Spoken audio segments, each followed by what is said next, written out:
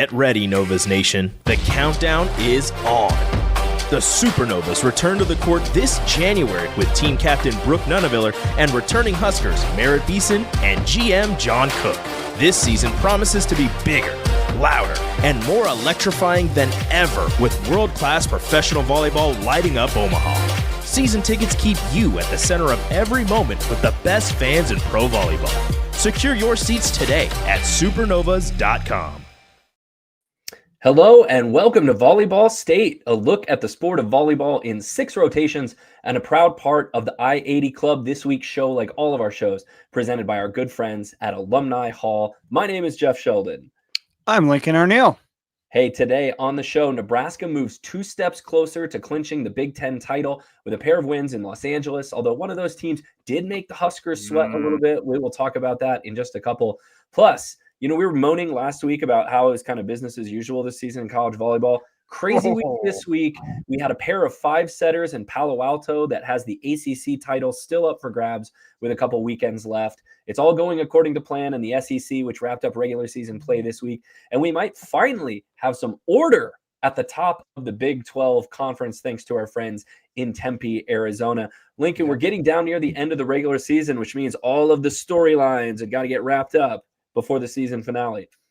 Yeah, you better. I mean, I think this is where exciting starts. I mean, conference tournaments start next week. I mean, there's a lot of teams that are done with their regular season, so it's getting down to time of teams figuring out if they want to play in the postseason or not, too. So it's getting exciting. The Big East wrapped up this week, didn't it? Yeah, the Big East and the SEC. Creighton undefeated again. Yeah, who saw that coming? Except everyone. All right, here's our show we got today. We're going to get our 6 rotations. We're going to start off rotation 1, breaking down the UCLA match late Friday night. Rotation 2, we will move on to Sunday and Nebraska's match against USC. Rotation 3, we're going to hop into the Big Ten matches, check those out. Rotation 4 is our national recap. We'll look at some of the Big 3 conferences, what's going on there. Rotation 5, it was signing day on Wednesday. That's still a thing, too. So we'll talk about the 3 recruits who will join Nebraska for the 2026 season. And then rotation 6, as always, we will look ahead to potentially clinching week for the Huskers, too, with Iowa and Indiana on their schedule next week. Absolutely. Got a lot to get to, and all of it is brought to you by our good friends at Alumni Hall. They're sponsoring tonight's show, all of our volleyball lates, all of our shows this fall. They're the ultimate Husker shopping destination. They've got 2 brick-and-mortar locations in Lincoln, downtown at 11th and P, and also down at South Point Pavilions at 27th and Pine Lake Road, where they have more volleyball merchandise than any competing retailer. Plus, it's basketball season. They've got new Nebraska basketball gear. They've got that great deal with 2 Champions t-shirts for just $38. And then, Lincoln, I got to tell you, are you familiar at all with the Minecraft world? Is that something that you have dipped a toe in ever? I just know there's blocks everywhere. I do not delve into that. There are blocks everywhere, and my 7-year-old loves Minecraft. And I was actually looking with him last night at the stuff that they have at Alumni Hall, the merchandise and the t-shirts, and we saw there is a youth axolotl Go Huskers tee. Now that sounds like a foreign language to you, I understand. But if there are any parents out there, any aunts or uncles, grandparents that have kids in your life that are into Minecraft, they're going to know what an axolotl is. It's the cutest little thing, and it's a Huskers axolotl. If you want to be the hero of Christmas or birthdays coming up at the end of the year, go to alumnihall.com and get that youth axolotl Go Huskers tee. They're going to love it. They've got Christmas decor as well, Christmas ornaments, stockings, door hangings, all collegiately branded with your favorite team, and you can get that at Alumni Hall, and we're going to save you 15%. So if you go online to alumnihall.com, use the promo code VolleyballState, all together with no spaces, and that's going to save you 15% off your order. Or if you walk into one of those stores, you tell them you're a Volleyball State listener and you want the Volleyball State discount, that also will save you 15%. So stock up. Christmas is coming. Go to Alumni Hall, grab your new gear. My birthday's coming too, so buy gifts for that. It is your birthday. I feel like I should know this. Next week, November 25th. Everyone celebrate. We're going to have such a great time. But that's right. I'm going to celebrate by going _VB at Twitter and on Blue Sky. If you want to send him some e-gift cards, he'd love it. Yeah, but hey, you know what I'm going to do is for my birthday, I'm going to go watch a Nebraska basketball game. If you're in Nebraska basketball, you can join Jack Mitchell, Caleb Henry are going live at 8:30 right after on Sunday night. If you're listening to us live Sunday night, you can check out the all-new Nebraska Ball Hour. If you're one of those folks who are just listening on Tuesday, Wednesday, Thursday, disregard what we've said. But hey, if you're tuning in live Sunday night, check out Nebraska Ball Hour right after we're done at 8:30. Yes. Let's jump right in here. Rotation 1, Big Ten after dark. Things get wild and wacky. Strange things happen, like Nebraska dropping a set. Oh no. Nebraska did winning the match in 4. It was 25-17, 25-23, 19-25, 25-15. Jeff, of all the matches that happened, were you surprised that this was the one where Nebraska's 48 set winning streak was snapped? Not exactly. This is Nebraska against UCLA on Friday night. It was it was way past everyone's bedtime. Yeah. And I'm not saying this is an excuse as to why Nebraska, didn't play up to their lofty standard for some of this match enough to at least drop a set. I'm just saying, if you had asked me which one of these matches was going to be harder for Nebraska, I probably would have said the first one, even though I think USC is a better team than UCLA, has more talent.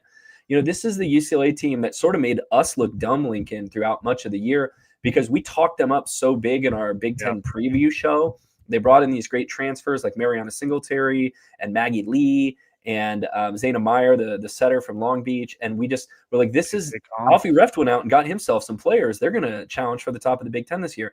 And then they come into the match at like 14-11. And you're like, okay. But, you saw the talent on display that UCLA had. And I think what you also saw was how a better version of that team, a really well-coached team that can serve tough and has some good pin hitters, can end Nebraska's season. For sure, yeah. And I think this is also the problem or the issue. The thing that Nebraska runs into a lot is they will get the best shot of every single team that they play. And this was, I've watched UCLA off and on throughout the year. This was by far the best I've seen them too. This is the Cal version of Maggie Lee that we saw, not the UCLA version who got benched earlier this year too, because she just wasn't that good. It also helped that PK Kong, who knows Danny Busman Kelly from her Louisville days, she's finally healthy, and she looked pretty good on the right side at times. Wasn't always the greatest too, but it was really the outside hitters. Sheridan Leverett, she was all Big Ten last year, and Maggie Lee played out of their mind too. And those are the two that really did the most damage against Nebraska.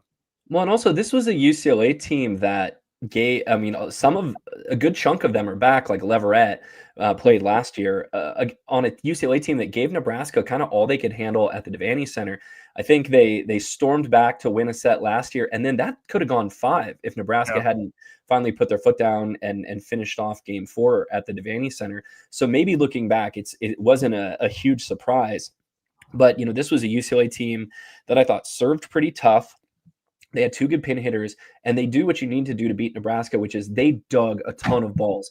They were the first team all season long to have more digs in a match than Nebraska, and a lot of credit for that fact goes to Lola Schumacher, UCLA's great libero, who transferred from Wisconsin. And I saw some chatter online that was like, you think Wisconsin fans are kind of gnashing their teeth seeing Lola Schumacher put up numbers like this, play like this when she's out on the West Coast after she leaves Madison. But she was a huge reason why UCLA was in that match last night or on Friday night. Yeah, she finished with 17 digs. She also had a libero kill in the 4th set too. That was an exciting moment too. But I talked to some people up at Wisconsin too. I think she's found a much better situation for her. I don't know if the chemistry issues were always as good as they wanted them to be in Madison. So she's really been found a lot better situation for her. And I think she's one of the leading, if not the leading contender for the libero of the year for the Big Ten Conference too. And she showed why too. Like I said, UCLA finished with 59 digs to 48. So it wasn't close in the fact of, you mentioned the first time Nebraska being outdug, and Danny Busman Kelly called them out in the post-game radio interview too, said that they just Nebraska got outworked by UCLA, and you saw the floor defense was a large reason why. Yeah, but a large reason why Nebraska ended up winning this match in 4, and then really not all that challenging when you look at the numbers. Nebraska comfortably wins game 1. They comfortably win game 4. Game 2 could have gone either way. It was 25-23, and that came with sort of a controversial play where Maggie Lee hits a ball that's called out replays show that there was a clear touch on the Nebraska block, and yet UCLA decides not to challenge, which I was kind of stunned by. I don't know how you felt about that, because how many times do we see players like beeline over to the coach begging for them to challenge, and the coach almost always challenges under those circumstances, right? Yeah. This was the second time in this match this happened where he kind of brushed off the challenge. I mean, it was Maggie Lee, and she was adamant to call in, and she turned out to be right too, because that would have made it a 21-20 in the second set too, and really kind of given Nebraska some momentum too, because Bergen Riley followed that up with an ace just to compound UCLA's problem. I was surprised that it wasn't. I think Ali Czech was in at that point too, and you could see as clear as these replays are.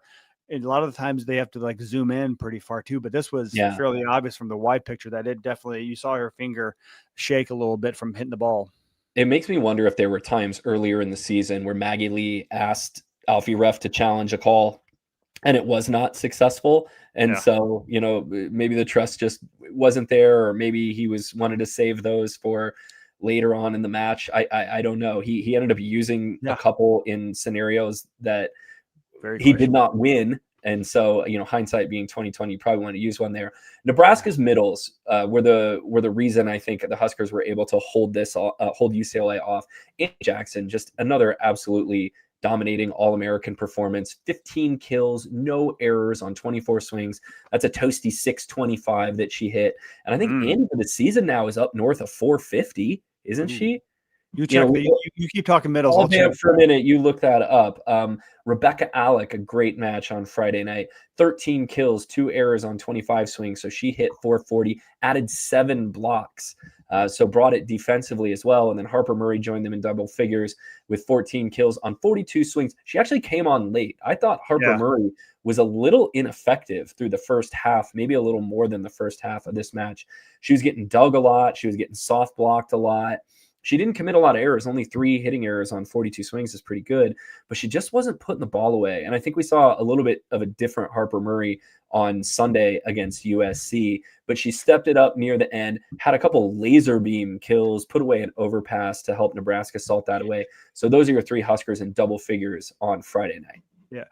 461 for Andy Jackson on the season hitting percentage. That'll play quite nicely. And our school record, I want to say, is 469. Tracy Stalls has it, and maybe it's actually like 474. It's somewhere north of where Andy Jackson is, but this is definitely a top 2 or 3, depending on where Lauren Stivrins finished one of those years. 473 by Tracy Stalls in 2007. Okay. Thank you very much. I knew it was somewhere around there. Yeah. So she's in 3rd place behind Lauren Stivrins. Also had a 468 in the COVID short year. That's right. There you go. So one of the all-time great seasons for Andy Jackson is continuing to unfold. Meanwhile, UCLA put together probably their best match of the year. I mean, I haven't watched a ton of UCLA, but I know that they're dropping matches throughout the schedule. They got swept by USC, and then I think they swept USC back. But they had 2 players who absolutely went off on Friday. Maggie Lee, the Cal transfer, a career high 20 kills for her on the outside. Her counterpart, Sheridan Leverett, who was really good last year in Lincoln as well, had 17 kills. And then the Texas transfer out of the middle, Mariana Singletary, 12 kills on hit 409. Lincoln, why could Nebraska not slow down Maggie Lee and Sheridan Leverett? Well, I think what you saw is their block. I mean, I think it was more Maggie Lee was going up against Bergen Riley, and she kind of exploited that. I mean, Bergen's not a bad blocker too, but it's a different than when you're going up against Virginia Adriano or Ali Czech, who are a lot bigger. And I think they took advantage a little bit against Ali Czech. They kind of abused her outside arm to get some tool shots as well too. So it's I think that's. I mean. And once she got the ball rolling, because I think she had 9 kills in just the second set alone. Yeah. So she was negative after the first set, and then really kind of found something that worked for her. And I think a little bit quicker tempo as well too. That was the key. And Nebraska's block was slow getting out to her on that end. Yeah, I didn't think this was Nebraska's most challenging serving match of the year. It seemed like UCLA was kind of always in system, and Nebraska's block got used a lot. I think Bergen Riley got used. Ali Chet got used. Andy Jackson was slow to close the block. And we talk about what a great season Andy Jackson's having. Jim Davis right here says 460s crazy considering how Jackson started the season. That's absolutely true. Defensively, she played a much better match on Sunday against USC. And sometimes Andy Jackson is just slow to close blocks. Like Rebecca Alec is the better blocker of the two. And frankly, Manayo Obeje might be better than both of them at blocking. But Jackson, regardless, putting together a great season. Also, I want to give UCLA credit for, we talked about their floor defense. I don't know what their dig to kill ratio was in this match, but it seemed like all of their digs led to good transition chances. So UCLA, hats off to them. I thought they played an excellent match.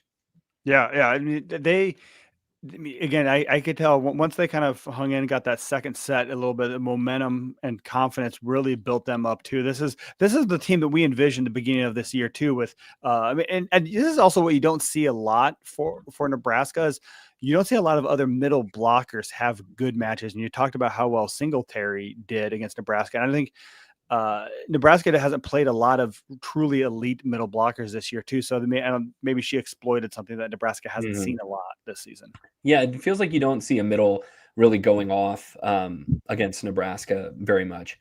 But what this match does, this is what I thought at the end of it. It's like, okay, now, Nebraska is undefeated and they're the clear number one team in the country, but there are no invincible teams in the country this year. You see how a really good, talented team can stress Nebraska. And that's with tough serving. They served Harper Murray 30 times on Friday and just tried to wear her down. Lainey Choboy was the libero in this match, and I thought, passed pretty well. Some of the other Huskers struggled, but UCLA really challenged Nebraska with their serving. Even though Nebraska's passing numbers weren't that bad, they passed at 2.15. It felt like the Huskers were making Bergen Riley be on the move through a good chunk of that match. Yeah. So a tough serving team can do it. You got to have talented pin hitters, like UCLA does. It'll be interesting to see what Indiana kind of brings to the table this coming weekend, because they've got a couple pretty decent pin hitters. And then kind of looming in the back of your mind is the postseason with your Texases, Stanfords, Kentuckys that all have pin hitters who can put the ball away. Yeah, and we mentioned the three highlights for Nebraska too. I mean, the three lowlights on the opposite side of that are Taylor Landfair had a very pedestrian night. She only had 5 kills, 3 errors on 20 swings too. And then Adriano played the first set. Ali Czech played second and third, and then Adriano came back in and played the fourth set too. But neither of them really had a strong performance. I mean, they combined for 4 kills, 3 errors on 17 swings between the two of them. So I think that I don't know what UCLA was doing specifically on the opposite position, or whether I think Bergen Riley struggled a little bit. This was maybe the worst match that she's had in a month or a long time too. A couple times I noticed that Adriano got the ball set behind her head, so she had to go back and reach for. I think that played a little bit into it, but this is what happens. I feel like sometimes when Riley is off, those sets really tend to fade away from the net. And I don't know if she's just worried about setting it too tight, but the sets kind of fade off the net. So you see hitters constantly kind of reaching behind them to hit the ball, and they cannot get power when you're hitting the ball behind your head. And Landfair really kind of struggles with it, because I feel like Landfair is not the quickest of foot to be able to kind of adjust to that and get far off the net. Like, you have to put the ball in front of Taylor Landfair, and she will do with it then what she does with it. But it wasn't just Landfair, I think, that was struggling with that. I think Adriano Czech as well kind of fell victim to that a little bit. Yeah. Big picture, I think, before we move on to the next rotation, they interviewed Andy Jackson after the game too, and you heard a little bit about Rebecca Alec was talking after the USC game today. But Andy Jackson said it was freeing to not have to worry about this set streak anymore too. And that's one thing that I had not really picked up. Maybe it was internal, but I had not picked up the pressure that Nebraska had because they started the Big Ten with 14 straight sweeps and hadn't lost a set since mid-September. Were you surprised to hear that, or what did that kind of resonate with you? I guess I wasn't surprised. I'm glad that they were open about it. Yeah. But you look across college volleyball, and lots of really good teams are dropping sets, right? Like Kentucky went down 0-2 at home to Oklahoma this week. Texas drops a set to everyone. Seems like Stanford kind of finds ways to drop sets to teams you wouldn't think they would. And yet Nebraska sort of has talked about throughout the year the pressure they put on themselves to be perfect and how they kind of have to forgive themselves when they're not perfect. I'm sure this was kind of a pressure release to know that they can win a match and in the end win it comfortably, even after dropping a set. Yeah. And the strange part was the way they were talking about, the way that I heard like fans talk about it in the online community and just in conversations, like they talked about the way Nebraska lost a set is the way they talk about teams losing a match for the first time. Like that's the pressure release. And now they can focus on and play free. Like that's how teams talk about when they lose like the first match and they're no longer undefeated. I mean, Nebraska still is undefeated. And the set, I maybe think the some of that's a little. I think that some of that's a little tongue in cheek from Yeah. Fans of teams other than Nebraska trying to, I don't know, maybe put more pressure on Nebraska by talking about them like they're 08 Penn State and just playing on the irony card a little bit. But regardless, Nebraska remained undefeated on Friday and would continue to do so on Sunday as we move into rotation 2. The Huskers stayed in LA. And played another home match at the Galen Center. By the way, did we mention the attendance number on Friday against UCLA? No, it was over 10,000. 10,498, new record for Pauley Pavilion, blew the old record out by 4,000 or so. Well, and it was another one on Sunday against USC where the Huskers treated another school record crowd, including a good chunk of Nebraska fans who were there, to a much more routine affair. Nebraska hits 412. By the way, they finished 299 against UCLA, so it was the first time in 15 matches that the Huskers failed to hit 300 or more. They got back to it on Sunday, hitting 412 against USC, holding the Women of Troy to 156, and that's a pretty good USC offense. Nebraska did not look a step slow on Sunday. In fact, it was USC, I thought, who couldn't really match Nebraska's energy, and by the time they sort of took steps to doing it, Nebraska was like 5 car lengths ahead of them. Yeah, they looked like they were struggling to keep up with Nebraska, and I think we put on there on Twitter that they looked overwhelmed at times too. I think that was a very good word that you used to describe their emotion. And they're playing some freshmen out there who haven't played anybody on the talent caliber level of Nebraska too, and you saw maybe some of that catch up too. And Nebraska, I think when they're on like they were on Sunday, is relentless because I think we've talked all year about how balanced Nebraska is. Look at the stats for this match too. 10 kills for Adriano, 10 kills for Landfair, 10 kills for Murray, 9 kills for Rebecca Alec, 8 kills for Andy Jackson as well too. So I mean, you can't get much more balanced than that. You could a little bit, but not much. And it's just relentless of both pins, middles. You have to worry about that, everything coming at you. The scores, by the way, in this one, Nebraska wins it 25-13, 25-16, 25-20. So not a super challenging match there. And I remember what I was thinking while watching this was like, man, when Nebraska gets the good versions of Taylor Landfair and the good version of Virginia Adriano in the same match, like they're really hard to stop. And that's what they got. A really nice afternoon, I guess, from Landfair. 10 kills and hit 389. That was Adriano. Landfair, 10 kills and hit 280, which is a little below her season average, but is still really good for your outside hitter too. And 300. She's hitting over 300 for the year. And then Harper Murray, also over 300 for the year, had 10 kills and hit 292, had a couple late errors, I think, that pulled her hitting percentage down. But, we talk about those fantastic middles for the Huskers. Neither of them reached double figures, but they combined for 17 kills on 28 swings with just 1 error. And it was Jackson who provided the defensive spark this time against USC with 5 blocks of her own. So, this was a little bit more what we were used to seeing, just a completely dominant effort for Nebraska. Yeah. And Lincoln, what were some of the biggest factors you feel like let Nebraska run away from a top 20 opponent?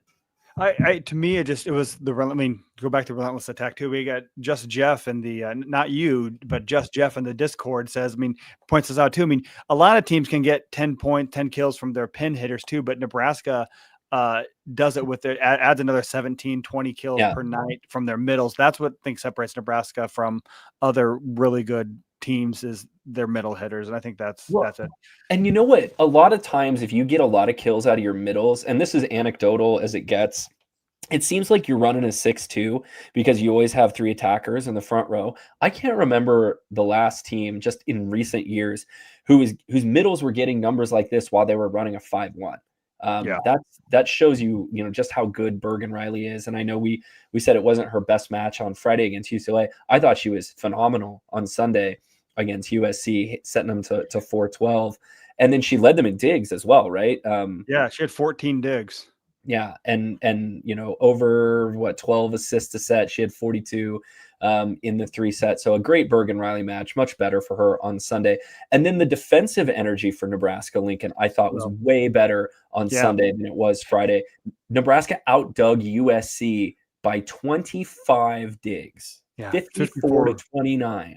Yeah. And they did switch liberos. Olivia Malk started at this match too. And I mean, we never get a chance to talk to Danny, but I think she gave the stock answer of, we're going to change and rotate this out. So we didn't get a good reason why they made that change too, but they just wanted, and maybe they just wanted to change up the energy after Friday's performance. Didn't you get a sense even going into the weekend from some of the things that Danny had said on maybe the coaches show with John Baylor and that Welcome to the Party podcast with Julie Foudy, that and Abby Wambach, excuse me. I was like, who else is on that? And Billie Jean King, the legend. Yeah. That she was going to try something like this. Like, she's still talking to her assistants about, like, maybe this is crazy, but let's try this. And I think that's why you saw Allie Check on Friday against UCLA. It's not like Adriana was playing bad. She kind of had a slow first set, but like, you're sort of riding and dying with Virginia Adriano, I feel like by this point of the season on the right. But you saw Chet come in, you saw the libero switch on Sunday, you saw Obeje get in late in game 1. I think they knew they wanted to do this going into the weekend. Well, Obeche, she's from the Los Angeles area too. I think that was kind of why she wanted to get her in there too. You saw when Nebraska went to the Michigan schools, Campbell Flynn got a little extra run. So when you got a lot of family and friends and you got the set in hand, Danny's she's gonna play to the crowd. She knows her people and knows who a lot of those people came to watch. I think that was what Obeche came in and had a kill in her first one, had what Danny called the block of the match. And later on, like you said, when she's coming in, 2 kills on 3 swings in the match for Madiah Obeje. She's your third middle blocker. Your position group is pretty well set. So, but I think to go back to the libero thing, I think this is what Danny likes to do. I don't know if it's just how to fight complacency, and I think to me it was just changing the energy too after what happened on Friday night too. Even though Lainey Choboy brings energy, it just things did not go the way they wanted to. So like, this is an easy change, a change that they're accustomed to, and just mix it up a little bit and kind of provide that sharpness they needed. So on Sunday against USC, the latest that Nebraska trailed at any point in a set was 4-3 in game 1.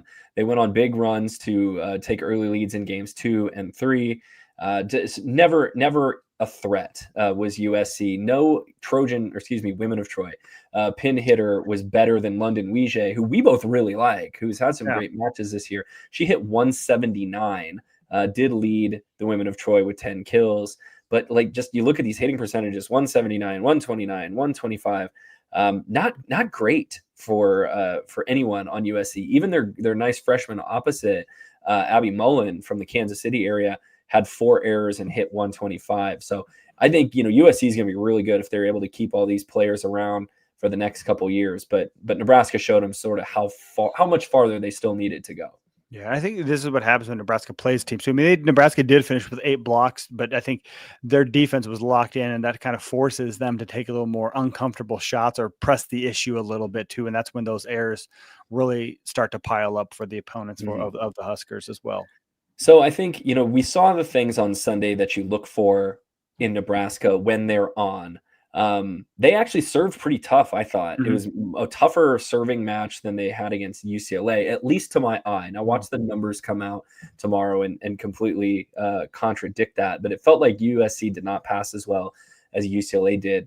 You had big numbers from people not named Harper Murray or the middles. So Landfair were like rolling shots into the block and they were falling for kills. Had a couple of nice cross-court swings, and then Adriano was just able to unload. And I think Riley's ability to get Adriano one-on-ones while also getting her the ball high enough for her to feel comfortable hitting it has been really impressive to see, because you have to throw the ball up high to Virginia Adriano, and USC wasn't coming close to stopping her through the first 2 sets of that match. Yeah, I think that's. I mean, you talk about the characteristics of On. Those are the two players that if the Middles and Harper are going to get their points too, and if you get anything, you get those 3 or 4 points per set. Nebraska is going to be pretty tough to stop too. I think the other key thing too. I mentioned all the defense. Nebraska did not allow an ace by USC, which is only like the third time in the season. Third time this year, yeah. And it's all happened in the last, I think, middle October, maybe last month of the season, that they've kind of locked in and really cleaned that up too. So again, to me, that's also that's communication. That's also effort, wanting to make those plays and not just kind of expecting your teammates to pick that up as going after that. By the way, you know who else is a really big Bergen Riley fan? It seems like it was Paul Sunderland. He had so many nice things to say about her on the broadcast on Sunday. Like he's standing Nebraska this season, and he got to call both matches on Big Ten Plus and Big Ten Network. So it's always nice to see former guest, friend of the show, Paul Sunderland. I feel like he's one of the best in the business at doing matches. I caught the tail end after the interviews, and he said, "You just spent 2 hours watching the best team in America. That's Nebraska." So it was a weird partnership on Sunday too, because I think he was just with a USC student. Like, do you think Paul just like, "Hey, I'm in town. Nebraska's in town. I want to call them. Can I just call them?" I got a sense there was some kind of relationship there. Like Paul Sunderland was friends with that family, and maybe a favor, was being done or something to give that young man some experience. I didn't think he was bad when he talked. It just, if I was in that position, I would probably defer to Paul Sunderland a lot too. And it sounds I was listening to radio, so I didn't hear a lot of it. Yeah. They Paul Sunderland said something during the broadcast about knowing the young man's father, I think, who had passed away, if I'm interpreting that right. And I apologize if I'm screwing that up, but it sounded like they had known each other, and it's not like they had just met. We got to watch Paul Sunderland call another Nebraska match. Yep. By the way, Paul should be the one in initiating challenges, because he seems like he's kind of right all the time when he's talking about whether or not a coach is going to be correct on their challenge. He's seen a lot. So Nebraska goes 2-0 on the week. We'll talk about this in the next rotation too, but Nebraska is now 3 games ahead of everyone in the Big Ten Conference. They have a chance to clinch at least a share, if not outright, this next week. So we'll talk about that a little bit later, but let's move on. During the inevitable 5-setter with Iowa, you mean, on Thursday night? Yeah. we'll Iowa, frisky. Yeah. We'll talk about that rotation. We'll reverse engineer that punchline here in rotation 3. Our look at the Big Ten. Lincoln, you want to get us started with the big match on Friday night? Yes. Besides the Nebraska UCLA match, obviously. I mean, to me, this was Minnesota versus Penn State. Is that the match that you're referring to? Minnesota is ranked number 20. Yeah, there's a couple that happened, but on Friday night, I think Minnesota versus Penn State. Gophers they were actually behind Penn State in the Big Ten standings, but they ended up sweeping the Nittany Lions 23-22. Very close match. It was very exciting. But this to me was one that Minnesota, if they want to have any shot at hosting the first and second round, needed to have. And they did. They defended their home court as well too. So Julia Hansen did what she does. She had 14 kills. Carly Gilk, I mean, Nebraska fans saw her last weekend. She's been a revelation at opposite for the Gophers too. She had 8 kills, 10 digs, 2 aces. Minnesota, just a freshman, right? Yeah, just a freshman. I think it's a little bit ahead on timeline too, but she's really kind of flourished and become the second attacker that they need, as the rest of their lineup has been just decimated by injury. But then Kenny Martin did what she does, 26 kills. She had 447, but she got pretty much zero help because the rest of her team combined for 15 kills and hit 044. And the Nittany Lions as a team missed 14 serves in just 3 sets. So that's hard to do when you're giving up essentially 5 points per set, just on no action needed for the other team. Absolutely. We move on to Saturday, and this was the surprising result of the weekend, in my opinion. Oregon came back, and this was in West Lafayette, right? Or was this in Purdue? This was at Purdue. Knocks off number 9 Purdue in 5, going 17-15 in the 5th. and this was not a reverse sweep because they won, let's see, 2, 3, and 5. But I know that Purdue was up late in this set, maybe 13-10, something like that in the fifth. They had a lead that made you think that the Boilermakers were going to hold off here. Excuse me. But Alana Clemente, that amazing freshman opposite from Oregon, 25 kills and hit 340 to drag Oregon back from the brink and let them knock off a top 10 team. The Michigan transfer Valentina Valette had 16 kills. Sophia Meyer, had 15. And Oregon against Purdue in West Lafayette hits 338 for the match. Yeah, this is. I mean, Oregon just goes for it. They don't care about missing serves, missing attacks. Their aggression is more of a positive for them than anything else too. And this was kind of surprising a little bit for Purdue, because I mean this is also in Holloway, which is their home court. It's got a great atmosphere. It's one of the best atmospheres in the Big Ten. And Purdue had a chance to win second place, be second place alone by themselves in the Big Ten. Now they're tied with Wisconsin. Well, and this was the match too that sort of took any kind of remaining pressure that Nebraska would have to win the Big Ten title off of the Huskers, I think, because they could have stayed, within striking distance. Maybe Nebraska slips up against Indiana in one of the final matches of the year. But now, Nebraska could mess around and drop 2 matches and still win the Big Ten title with this defeat. They won't, but yes, that is a possibility too. To me, probably the biggest thing that this had an impact on. I still think Purdue will host first and second round. There'll be a 3. This made her drop into a 4 seed, but they'll probably be a 3 seed.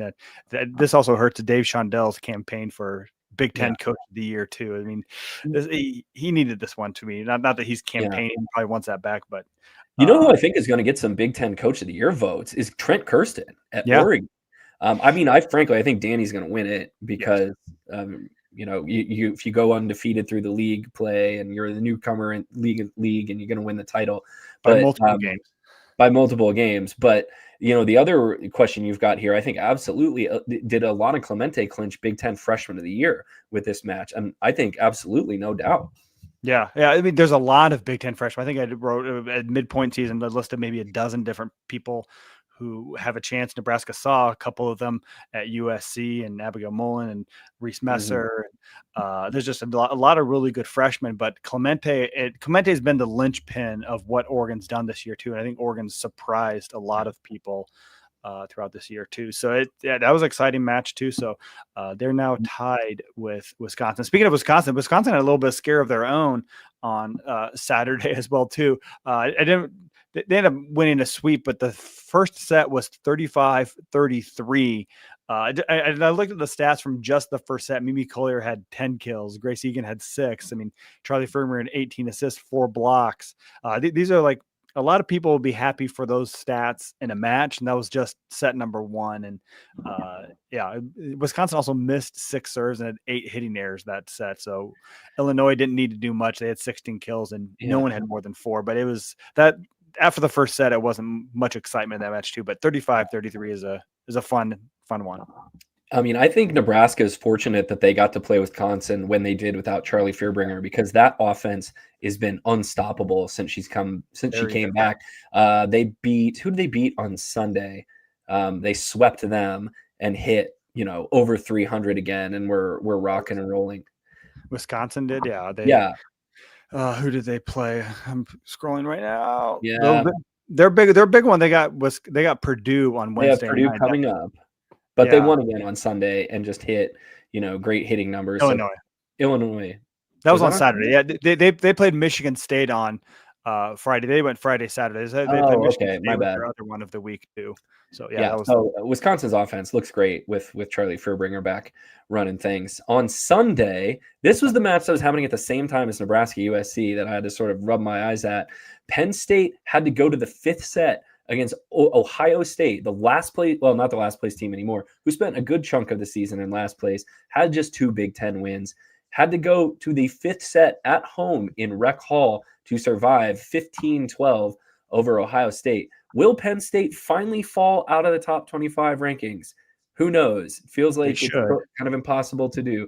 But Kennedy Martin kept them at least in the winners column on Sunday with 34 kills while hitting 400. Maggie Mendelsohn, a nice match, 13 kills and hit 435. Someone named Hannah Jones, whose game I am not familiar with, had 23 kills for Ohio State. I haven't been paying that much attention to Ohio State, to Nor be should you. real honest. Nebraska does play them in the regular season finale in John Cook Arena coming up here in a couple weeks.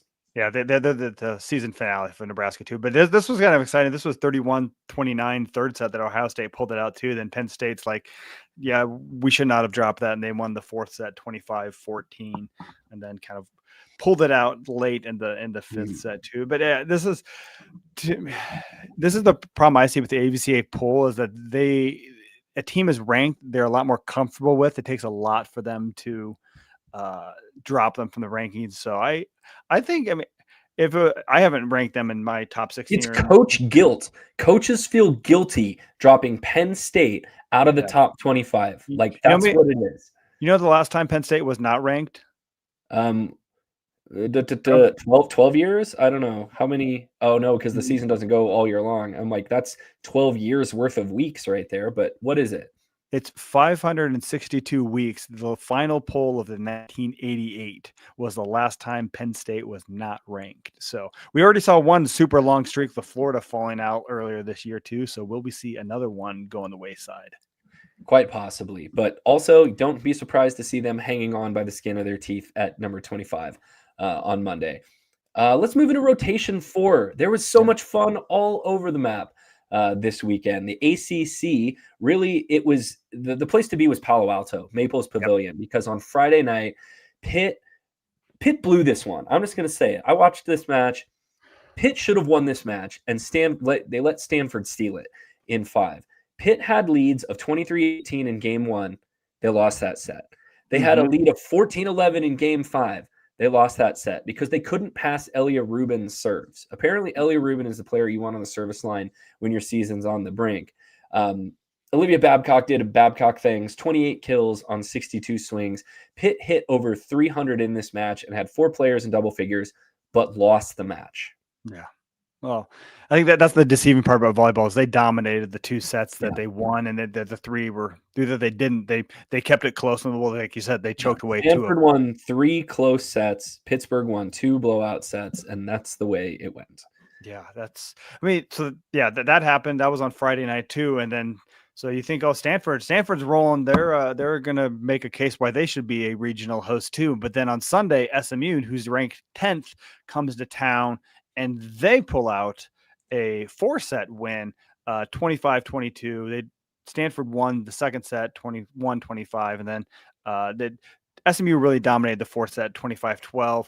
The key to this match, too, we talk about some big highlight numbers, but it was injuries, too, because Stanford lost their setter, Logan Parks. She got hit in the face. She was going up to block, and the ball just kind of split her hands and went right into her face, and she got checked out and did not return to the match after that, too. And even though Stanford won the second set, too, you could tell as the match wore on that they were missing their offensive centerpiece and their emotional leader out there, too. So we'll see how long if she misses any more action with that. And then Kendall Rogers, she had 13 kills. She, on match point, she landed on a Stanford player, twisted her ankle, had to be helped off. It's kind of, you don't know what that's like, but she was not putting any pressure on that ankle as she left the court too. So injuries to me kind of stole the thunder of this match too. But high point, Jeff, you want to talk about the actual people? Yeah. The Malaya Jones, who is maybe one of the low key biggest transfers. We talk about Kennedy Martin and Tori Stafford. Malaya Jones is a huge transfer for SMU. Their opposite had 24 kills, hit 426, started her career at Colorado State, was the Mountain West Player of the Year last year, and now is getting it done in Dallas, is on her way to a first-team All-American type season. She put up a big number against Stanford on Sunday. And then, so to keep pace within the ACC, Louisville had to pull off a reverse sweep at home against number 14 Miami. They won the last 3 sets, and they won game 5, 15-12. Peyton Peterson, the star for Louisville, had a big day, 24 kills and hit 354 with 10 digs. Kara Cressy had 13 kills and 8 blocks. And you kind of need a Justice League type team up to beat, I don't know who the archvillain in the DC universe is. I should not have gone with this analogy. But Formari, Heredia, Cologne did it again. 43 kills on 87 swings. I don't know if she's got a rubber arm or like they just shoot it up with Novocaine, but she gets like 70 swings a match and has been putting away like 35, 40 kills.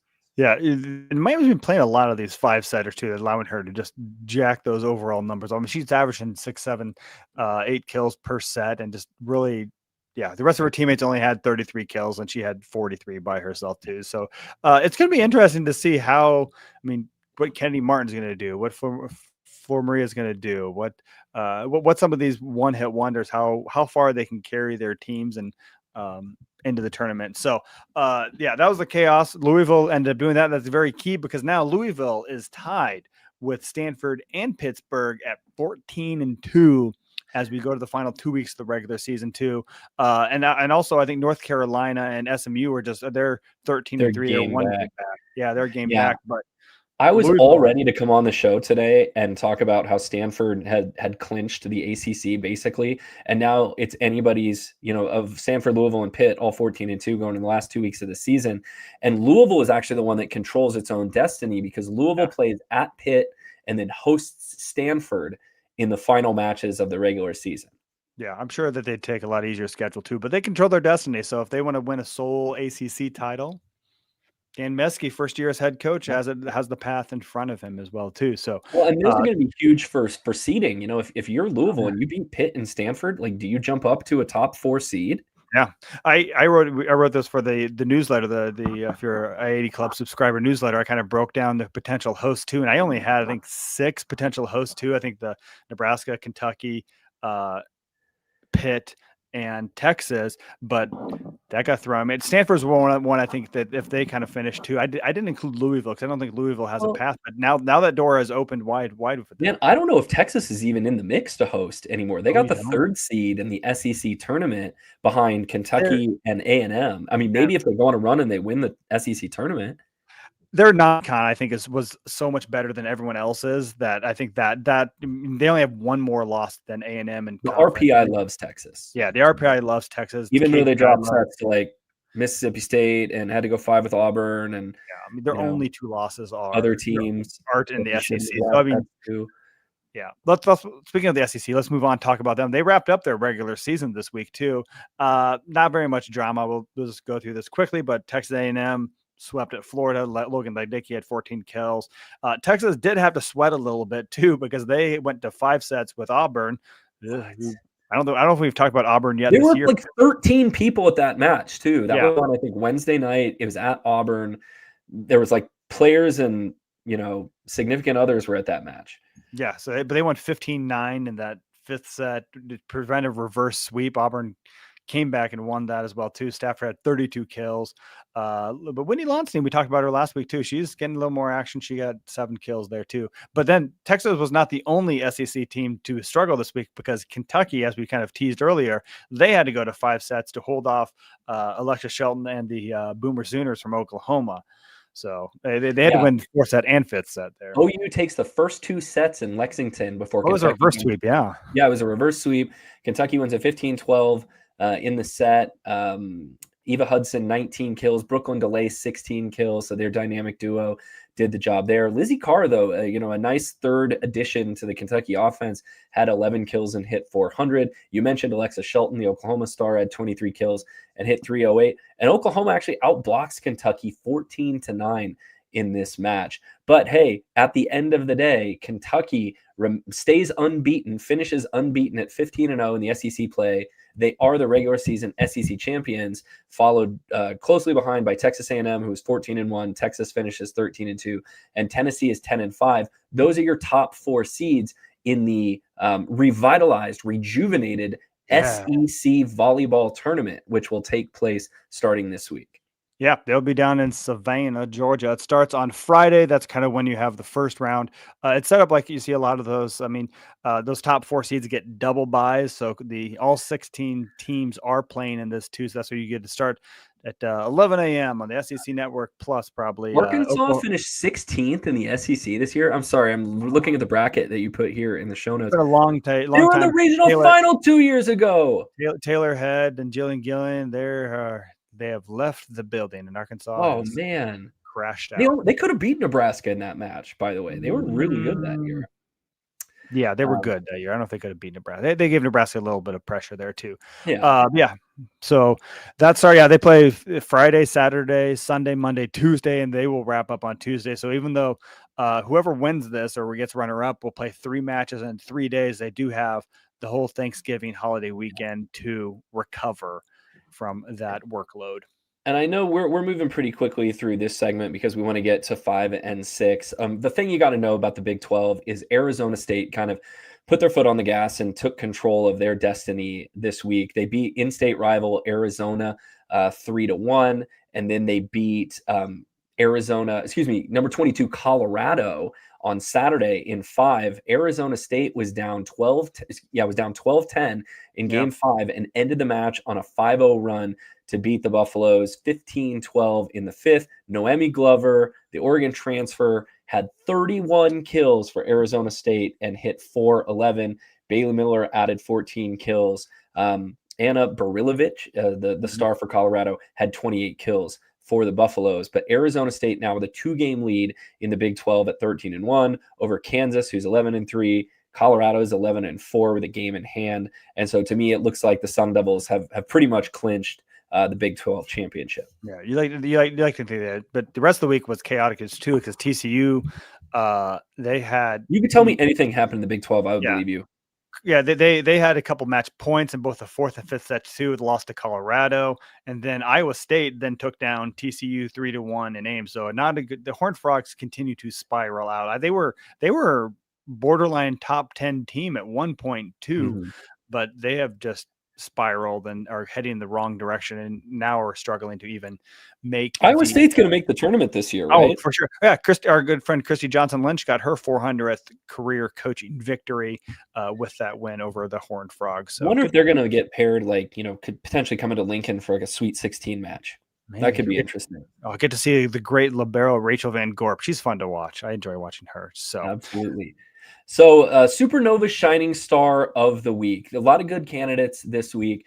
My eye was drawn to Alana Clemente's match, the freshman opposite from Oregon, who had 25 kills and hit .340 to go along with 2 aces. I think she leads the Big Ten in aces per set at this point and had 3 blocks in their win over Purdue. When that match was tied 13-13 in the 5th, she had a kill and an ace when they were down 13-11 to tie it 13-13. Before Oregon won it 17-15. Now the problem for Oregon is they're going to have to keep her in the offseason. And I'm talking like this because we're not supposed to talk about it, but someone's going to wheel a wheelbarrow full of money up to her and ask her to come play for their college next year. Yeah. Which I can't remember if we've talked about this before, but she was committed to Rutgers at one point, and then when Trent Kirsten got she's a California girl. Then Trent Kirsten got the job at Oregon. She's like, come play on this side. Why don't you come to Oregon instead of Rutgers? A decision any rational person would make. Even though Oregon's doing an overhaul, it turned out to be a very astute decision for her. I am going to go with we're going with Peyton Peterson. 24 kills. Yeah, I mean, the match against Miami, I don't know, we could give for Maria every single week too, but she was very clutch in that big win against Louisville to keep their ACC titles hope. And we started the year with her. We'll give her another one. Supernova's Shining Star of the Week for Payne Peterson. And Naomi Glover was also in contention. You know, a lot of stars out there that are doing great too. So check that out too. And you too can check out the Omaha Supernovas because now they have legendary coach John Cook as serving as general manager, and they got Florida former Husker star Merritt Beeson, as well as Brooke Nunnerville on the roster.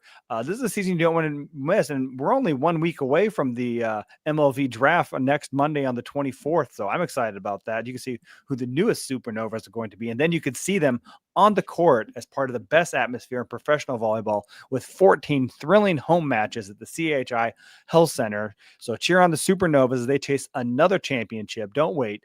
Grab your season tickets today at supernovas.com. Let's go to rotation 5. It was signing day, which doesn't seem like as big of a deal as it used to be, but it was was it Thursday or was it Wednesday? Wednesday. Yeah, it was the day after the press conference that we went to. And Lincoln has all of the details on Nebraska's signing class of 2026. So these will be players who actually all 3 of them are going to enroll this January. So they'll be on campus this winter, but then you won't see them until next fall. Yeah, it's weird too, because all these players committed last summer, so they've been committed to Nebraska for about a year and a half. Sometimes you forget about them. Like people ask me, "Hey, when is this player signed? Like when's Mallory Bosinger signed?" Nope, she's only a junior. She's got 1 more year of high school left before she can officially be a part of the Husker program. But yeah, Nebraska signed 3 players. Jaden Robinson, who's kind of a pin hitter. She plays outside hitter for her club team, Houston Skyline, and also her high school team. But when she played for the junior national team, she has some national team experience. She was playing opposite too. So I think she has versatility, very physical, very hard hitting player. She was the number 10 overall player on prep volleyball, 12 in prep dig. She's averaging 5 kills per set, hitting 381 for her Ridgeport, her high school team, which is she's from the Houston area. She's getting a lot of different awards are coming in for her. I should have mentioned Jaden, as well as all 3 of them, will all be playing in the Under Armour All-America game. I think it's on January 1st. So you get to see all of them in action, playing together. Maybe they'll play against each other. We'll see. But before they get to the campus, that's kind of their last thing before they report to campus on January. So yeah, go ahead. We've got another outside that Nebraska signed. Gabby DeVita, who is from a very familiar club program in Michigan, the Legacy Club, which gave us Harper Murray and Campbell Flynn. So they would have played a little bit together last year in theory, right? Flynn and DeVita. Yeah. And I remember when I talked to her when she committed last summer at Campbell, they were in the same gym. They never really, Harper Murray's a couple years older, so they never really were on the same team. But yeah, she's very good friends with Campbell Flynn, and actually won the Miss Michigan Volleyball Award on Friday, which also Campbell Flynn won a year ago, and also Harper Murray won when she was a senior in high school too. So very good lineage. DeVita's a top 20 recruit, number 19 in the country by Prep Dig, number 20 by Prep Volleyball. She's 6'1". She averaged almost 6 kills a set for her high school team this year, 5.7, and hit 420, which as an outside is kind of gross. She went to Grosse Pointe South High School in the Detroit area.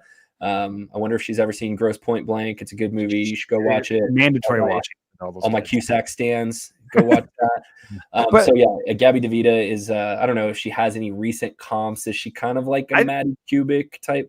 I think she's more like a Harper Murray type. I mean, she's a 6 rotation hitter and kind of has that very lean, long, athletic build. So I think, it's an easy comparison because they're both from Michigan. But I think, I don't know if she's quite on Harper Murray's level, but stylistically very similar. Yeah. And she's expected to play 6 rotations, like pretty good passer, good defender. Yep. Then you want to take us through introduce us to Miss Keone Williams. Yeah, middle blocker. She is from the Dallas-Fort Worth area. Plays for Skyline Juniors. She's a top 10 recruit. I think number 8 by Prep Dig, 6 by Prep Volleyball. 6'4", 3.5 kills, 1.3 blocks per set. She's hitting 553, which that'll play. She also has some national team experience with the under 19 team. As well for the USA program. So I think she's very physical, can run the slide, very athletic. So I think that they're all really excited about all 3 of these these players really kind of, they'll come in and compete. Nebraska just has so much talent that someone's going to have to redshirt, but it's way too early to guess on how these people will plug into that. When you look at the middles that Nebraska has this year, next year, with Keone Williams coming in, it's crazy that might be the Nebraska's strongest position is the middle blockers, because Manayo Obeje will play more next year, and Keone Williams will be in there along with Andy Jackson and Kenna Kogel, of course, who we haven't seen yet, but have heard great things about, who's redshirting. Like, Nebraska's middles are crazy, but we think that this is the number 3 rated recruiting class in the country for the Huskers. Number 1 was Texas. They got some big time recruits, including the number 1 overall recruit, Henley Anderson, who's an outside hitter from the Austin area. No surprise there that she's staying home to go to Texas. They got a really good setter out of North Carolina too, named Genevieve Harris. Wisconsin, Kelly Sheffield rolls in a really good recruiting class at number 2 with Hallie Thompson, who's one of the best outsides in the country. Club teammates with Jaden Robinson as well. They're the 2 outside hitters for their club. So Did that club ever lose a match? Probably not many. I don't know. But they had good middle block. I mean, middle blocker and Carolyn Tarno, and then Audrey Flanagan, who's from the California area. She's a number 4 overall. So they got both Texas and Wisconsin got 3 top 10 recruits according to Prep Volleyball. So Nebraska was 3rd overall. Just quickly run through other teams according to them. Stanford, Pitt, Penn State, USC, Baylor, UCLA, Indiana are all top 10 recruiting class teams. Ohio State, who as much as they've struggled, they still got the 11th overall recruiting class, and Harvard checks in at number 12. So good for those smart people at Harvard. All right, we're about to move into rotation 6. One thing you mentioned too about Nebraska's middle blockers too, and that fails to mention Nebraska does have the number 1 overall recruit in 2027 is Kendall Omarui, thank you, who is a middle blocker as well too. So after Keone Williams, they just keep stacking those middle blockers as well too. So let's move on to rotation 6. Rotation 6, we are going to get to brief previews of Iowa, Indiana, Nebraska's opponents this week. But first, this segment is brought to you by our good friends at JIV Athletics. For you players or parents of players who are looking for the perfect layer to play under your spandex, JIV Athletics makes high-performance underwear engineered specifically for volleyball players. Earlier this year, InStyle magazine named JIV one of the best workout underwear brands in its category, and they're endorsed and worn by U.S. Olympic gold and silver medalist, former Penn State star Micah Hancock. So they're built for athletes at the highest level, and they're made without PFAS or harmful forever chemicals. JIV's fabrics are breathable, they're moisture wicking, and they're designed to give players true comfort and confidence under their spandex. So you can try them today and feel the difference. We're going to save you 15% when you use code VSP15. That's VSP, like Volleyball State Pod, 15 for 15% off at jivathletics.com. That's JIV athletics.com. Thanks so much to JIV for sponsoring the show this season. Rotation 6, Indiana, Iowa, Thursday night, Nebraska, Iowa, 7 p.m., John Cook Arena on Fox Sports 1.